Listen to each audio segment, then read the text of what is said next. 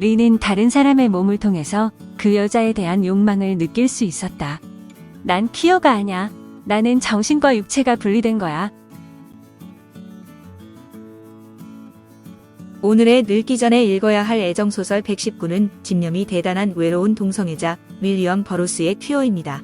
우선 퀴어의 주요 내용을 살펴볼게요. 퀴어는 시작부터 충격적인데 작가인 버로스는 자신의 마약 중독 사실과 51년 9월 아내 조앤을 사망시킨 총기 사고에 대해 고백하면서 아내의 죽음이 이유가 된 글쓰기를 설명합니다. 리는 자신의 말에 기울이고 성적 관심을 당연하게 받아들이며 자유로운 포옹과 키스 혹은 그 이상의 관능을 나눌 수 있는 남자를 곁에 두고 싶은 욕망에 영혼이 바스라질 지경입니다. 그러나 너무나 많은 남자들이 리를 스쳐가 버렸는데 리가 그들에게서 발견한 의미를 그들 중 아무도 리에게서 발견하지 못했습니다. 외롭고 지쳐 침대에서 무릎을 끌어안고 우는 리의 모습은 어린애 같은데 마약 중독자의 동성애자인 어린애 같은 남자의 한숨이 나옴과 동시에 가여운 마음이 일어납니다. 그런 리의 눈에 포착된 엘러턴은 게으르고 누구에게나 무관심한 남자로 리를 경멸하는데 리는 엘러턴에게 낯부끄러운 추파를 던지죠. 고통과 증오로 뒤틀린 추파라는 것이 어떤 모습인지 상상이 가지 않지만 리가 건넨 미소의 엘리턴은 섬뜩해져서 자리를 피합니다. 그러나 그런 두 사람이 돌연 육체적 관계를 갖는데 한 침대에서 잠들고 눈을 뜨는 며칠이 지속되도록 리의 추파와 엘러턴의 회피라는 관계의 양상은 변화가 없습니다. 스스로를 파파라 부르며 엘러턴에게 금전적 호의를 보이는 리와 리의 금전은 손쉽게 취하면서 리의 마음에 구속되지 않으려는 냉정한 엘러턴의 외면이 지속되죠. 아름다운 소년들의 눈이 멀지만 손을 내밀어 소년들을 취하는 일은 없는 리인데 방탕은 말뿐이고 마음과 몸은 오직 엘러턴에게로만 뻗어 있습니다. 리는 자신이 가지고 있는 모든 걸 다 주어서라도 엘러틴과 관계를 맺고 싶어 하지만 엘러턴은 필요할 때만 곁을 내줄 뿐입니다. 리는 그를 찾아 살고 있는 멕시코 시티의 온갖 곳을 다니지만 어렵게 찾아내도 엘러틴은 쌀쌀한 반응을 보일 뿐입니다. 자신에게 무관심한 엘러틴의 관심을 받기 위해 리는 이런 말 저런 말을 마구 쏟아내지만 결국 엘러틴은 가버리고 계속 혼자 떠들고 있다는 자각뿐입니다. 엘러턴의 마음을 지배하고 싶은 욕구로 리는 마음을 지배할 수 있는 식물인 야해를 찾아 남미의 곳곳을 여행하게 됩니다. 엘러턴은 퀴어가 아니며 리보다 훨씬 어린 청년인데 위의 끈덕진 관계 요구에 짜증을 내면서도 그는 리가 제안한 여행을 함께 떠납니다. 그러나 엘러턴이 동행한 그 길에서 리는 더욱 슬퍼지고 더욱 고립되는데 거부당한 리의 마음과 리를 조금도 원치 않는 엘러턴의 마음은 계속 엇갈립니다. 야해가 있다는 에콰도르에 가지만 그곳에서도 야해는 찾지 못하고 세상의 환대는커녕 박대만 받을 뿐입니다. 추위, 궂은 날씨, 장거리 버스 여행, 차갑게 대하는 사람들의 지친 리는 엘러턴에게 밤마다 거절당해 상처 입은 고슴도치가 됩니다. 결국 이들은 아무런 성과 없이 다시 멕시코로 돌아오고 엘러턴은 아무런 언질도 없이 장교 부부의 가이드가 되어 리를 떠나버립니다. 그럼 퀴어에서 기억에 남는 구절들을 살펴보도록 하겠습니다.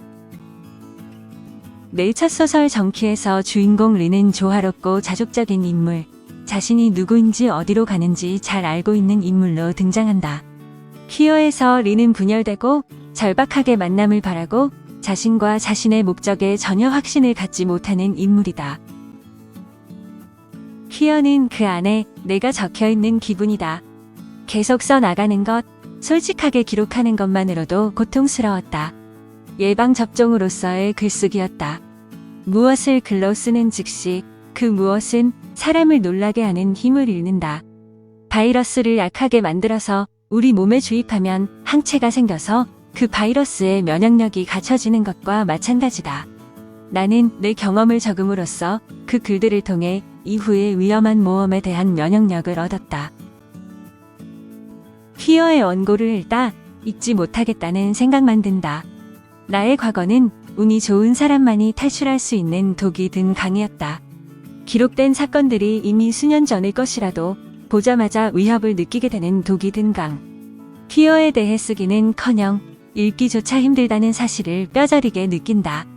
말 한마디 몸짓 하나에 진저리가 난다. 이 책은 전혀 언급되지 않은 사실은 애써 피한 한 사건이 동기가 되어 만들어졌다. 1951년 9월 내 아내 조앤을 총으로 쏘아 죽게 만든 사고다. 사악한 기운이 조앤을 죽였어 이유가 되려고. 리는 고상한 구색의 인사법으로 고개 숙여 절하려고 엘러턴 옆에 섰다. 그러나 대신 벌거벗은 욕망에서 나온 불행한 육신에 대한 고통과 증오로 뒤틀린 추파가 흘러나왔으며 그와 동시에 놀랄 만큼 그 시각과 장소에 어울리지 않는 토막나고 절망적인 다정한 아이의 미소처럼 애정과 신뢰를 담은 미소가 이중으로 흘러나왔다. 틱 같은 병이 있나 보군. 엘리타는 섬뜩한 나머지 리가 더 끔찍한 짓을 하기 전에 피하기로 마음먹었다. 한계가 없을 때 무슨 일이 일어날까? 무슨 일이든 허용되는 땅의 운명은 무엇일까? 거대한 지네로 변하는 인간. 집을 둘러싸는 지네들. 소파에 묶인 남자와 그 위로 몸을 고추 세운 3m 길이의 지네. 이것이 사실 그대로일까? 섬뜩한 변형이 일어났을까? 지네 심벌의 의미는 무엇일까? 참을 수 없는 괴로움 속에 자신의 여정을 적고 내보이는 일, 그리고 괴로움을 반복하여 읽는 일. 자기 학대와 다름 아닌 소설을 읽기 시작했다는 사실에 물러나고 싶었지만 프롤로그에서부터 발목이 잡혔다. 작가 자신과 다름없다는 주인공 리를 알고 싶었다.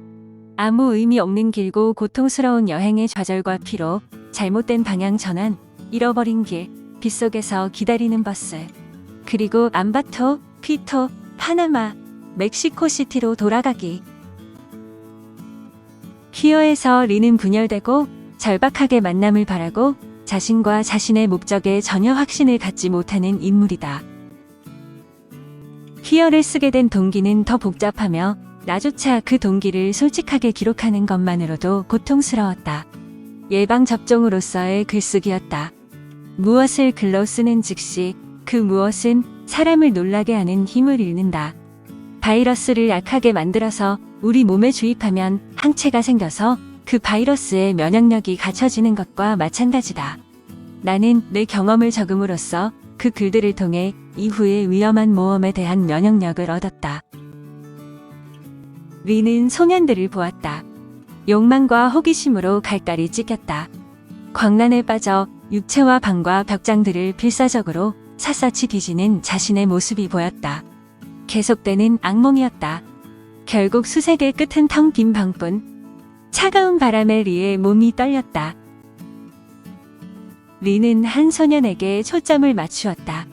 다른 소년들과 항구는 암전되고 그 소년만 망원경으로 보고 있는 듯 선명하고 확실한 영상. 소년은 어린 짐승처럼 생명력으로 진동했다. 활짝 핀 웃음의 하얗고 날카로운 이가 드러났다. 리는 소년의 찢어진 셔츠 아래에서 그 가녀린 몸을 얼핏 보았다. 리는 소년의 몸속에 들어가 있는 듯한 느낌을 가질 수 있었다.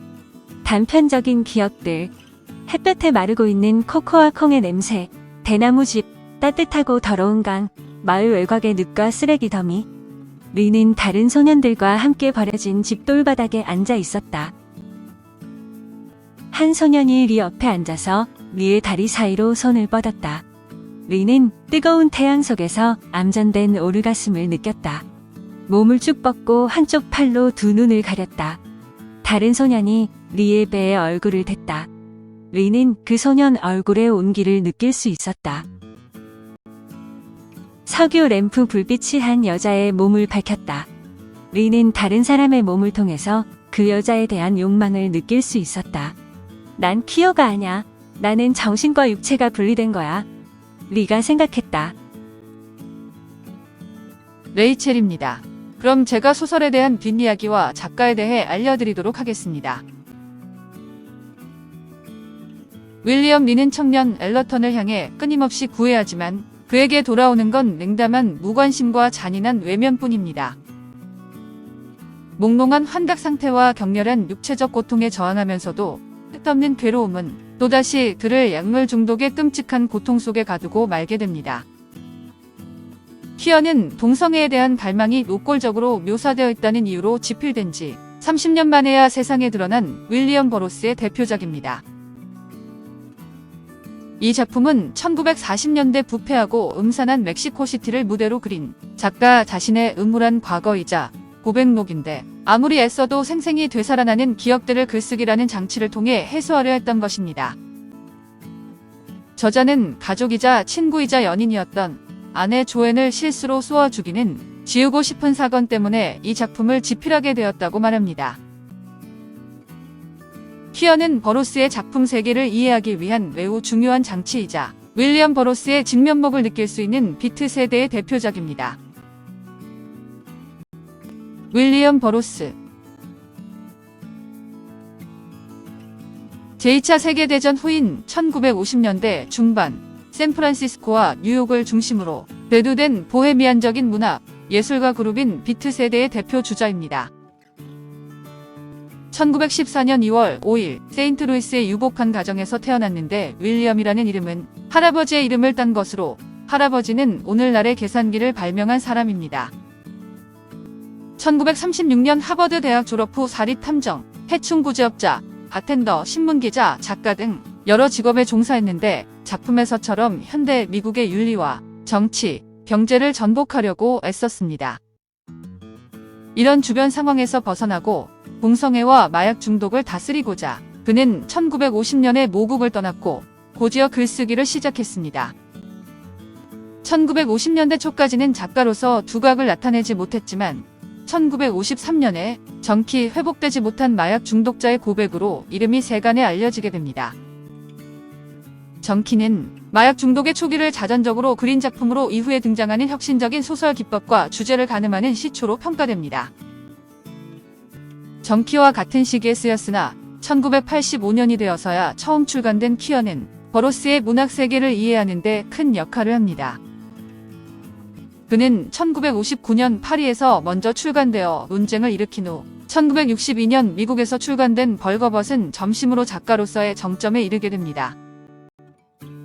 당시 실험주의 소설가 노먼 메일러 등으로부터 천재적인 작품이라는 극찬을 받았고 데이비드 크로넨버그 감독에 의해 영화로 제작되기도 했습니다. 꾸준히 작품 활동을 해서 컷업 3부작, 와일드 보이스, 세 번째 생각, 버로스 파일, 에딩머신, 인터존, 마지막 3부작 소설 캣 인사이드, 나의 교육, 마지막 말들 등을 출간했습니다. 임종을 맞을 때는 20세기 예술가 가운데 정치적으로 가장 신랄하고 문화적으로 가장 영향력이 크며 최고의 혁신적인 작가로 널리 인정받았습니다. 멕시코시티, 탕헤르, 파리, 런던 등지를 오가며 생활한 뒤 1974년에 미국으로 돌아왔으며 캔자스주 로렌스에서 말년을 보내다가 1997년 8월 2일에 심장마비로 세상을 떠났습니다. 밤이 들면서 골짜기엔 눈이 퍼붓기 시작했다. 내 사랑도 어디쯤에선 반드시 그칠 것을 믿는다. 다만 그때 내 기다림의 자세를 생각하는 것뿐이다. 그동안에 눈이 그치고 꽃이 피어나고 낙엽이 떨어지고 또 눈이 퍼붓고 할 것을 믿는다. 황동규, 즐거운 편지.